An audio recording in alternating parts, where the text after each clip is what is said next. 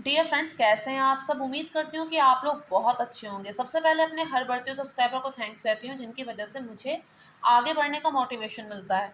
आजकल सब जगह सिर्फ एक ही खबर है कि क्या सुनीता विलियम्स वापस लौट आएंगी, क्या सुनीता विलियम्स अंतरिक्ष में फंस गई हैं, क्या सुनीता विलियम्स का जीवित वापस लौटना संभव है। जब भी कोई भारत का एस्ट्रोनॉट जाता है अंतरिक्ष में, तो ना चाहते हुए भी एक याद आ जाती है कल्पना चावला की, जो पहली बार यात्रा की थी उन्होंने अंतरिक्ष की, लेकिन उस यात्रा को वो पूरा नहीं कर पाई थी। कुछ तकनीकी खराबियां ही तो थी जिसके चलते ऐसा हुआ था। इतनी दूर जाना इतना सरल नहीं होता। फिर कैसे सुनीता विलियम्स स्पेस में गई, कैसे वहां पे फंस गई, कब उन्हें आना था और वो क्यों नहीं आ पाई, इस बारे में हम बात करेंगे। लेकिन उससे पहले प्लीज़ मेरी रिक्वेस्ट है आपसे कि मेरे चैनल को सब्सक्राइब, वीडियो को लाइक और शेयर ज़रूर कीजिए। तो अब मैं स्टार्टिंग से स्टार्ट करती हूँ। 5 जून को अमेरिका के फ्लोरिडा स्पेस स्टेशन से अंतरिक्ष में, यानी कि 400 किलोमीटर की दूरी पर इंटरनेशनल स्पेस स्टेशन के लिए 2 एस्ट्रोनॉट्स को भेजा गया। उन एस्ट्रोनॉट्स को इसलिए भेजा गया कि वहाँ इंटरनेशनल स्पेस स्टेशन पर रुककर वो अपना रिसर्च का काम आगे बढ़ाएं, वो अपना रिसर्च का काम करें, ये सोचकर उन्हें भेजा गया। अब यहाँ पे मैंने एक शब्द यूज़ किया, इंटरनेशनल स्पेस स्टेशन। ये क्या होता है? तो फ्रेंड, जैसे हम किसी दूसरे शहर में जाते हैं और वहाँ अगर हम किसी को नहीं जानते हैं, तो वहाँ पर हम कहाँ रुकते हैं?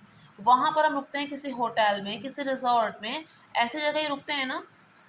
वैसे ही सुनीता विलियम्स ये स्पेस में गई। अब वहाँ तो वो किसी को नहीं जानती, उनका कोई रिश्तेदार वहाँ नहीं रहता। तो स्पेस में जो भी एस्ट्रोनॉट्स जाते हैं, जिन्हें जाना होता है, तो वहाँ उनके रुकने के लिए कह सकते हैं कि एक सराय बनाई गई है, एक होटल बनाया गया या फिर एक धर्मशाला बनाई गई है, जिसका नाम है इंटरनेशनल स्पेस स्टेशन।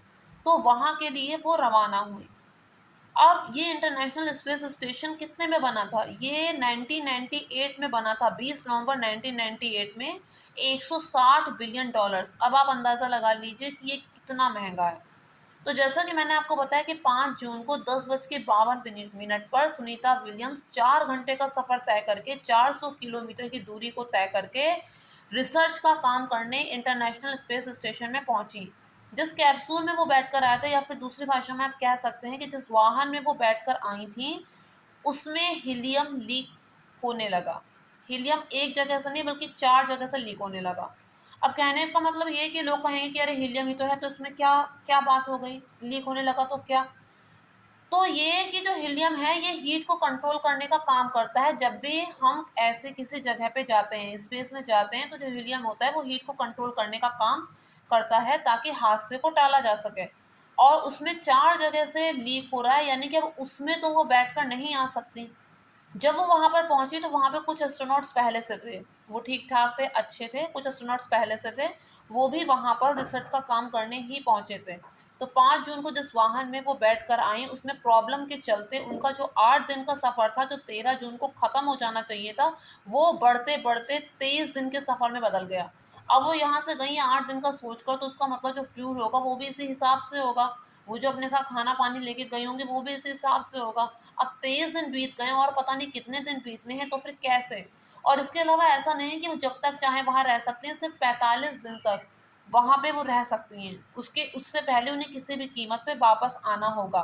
उनकी सेफ्टी के लिए उन्हें 45 दिनों से पहले वहाँ से वापस आना होगा, जिसमें से 23 दिन तो ऑलरेडी बीत ही चुके हैं।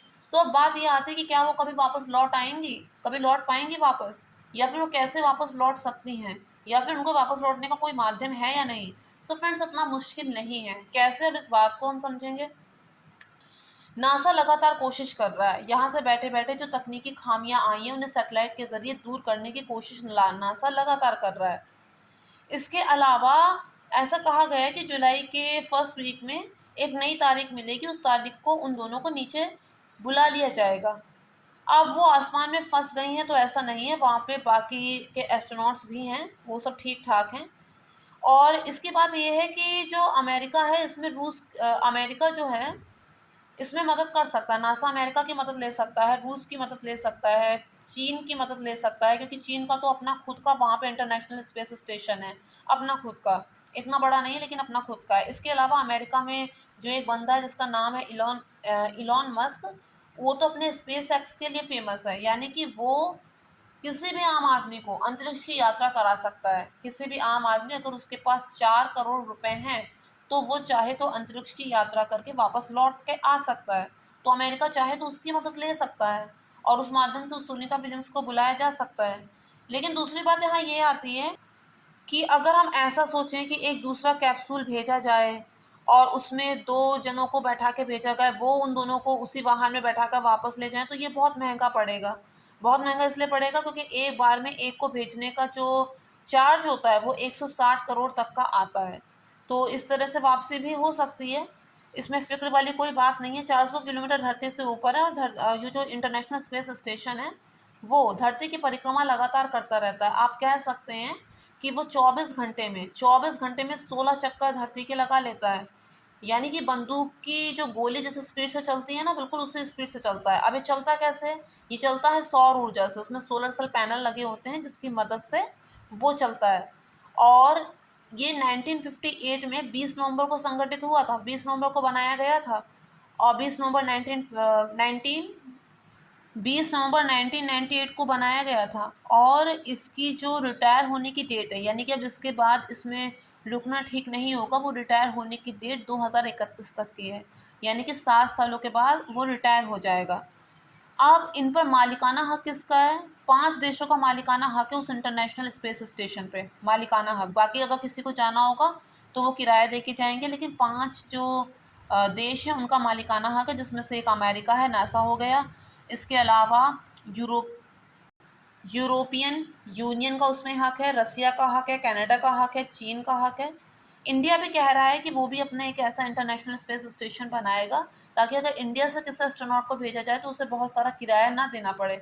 और ऐसी उम्मीद है कि 2030 तक भारत का भी अपना इंटरनेशनल स्पेस स्टेशन होगा। तो जैसा कि मैंने आपको बताया कि किस तरह क्या वजह है कि सुनीता विलियम्स वहाँ जाके फँस गई हैं, उनकी वापसी के क्या-क्या आसार हैं, और हम सभी ये कामना करते हैं कि वो ठीक-ठाक वापस आ जाएँ। गुजरात के अहमदाबाद की रहने वाली हैं वो, लेकिन बाद में वो अमेरिका चली गईं, अमेरिका जाके सेटल हो गईं और फिर अमेरिका की ही हो गईं, लेकिन है तो देश की ही बेटी। तो उम्मीद की जाती है कि वो सुरक्षित वापस लौट आएँगी। तो फ्रेंड्स, अगर आपको मेरा वीडियो पसंद आया हो तो मेक श्योर चैनल को सब्सक्राइब कीजिएगा, वीडियो को लाइक और शेयर ज़रूर कीजिएगा।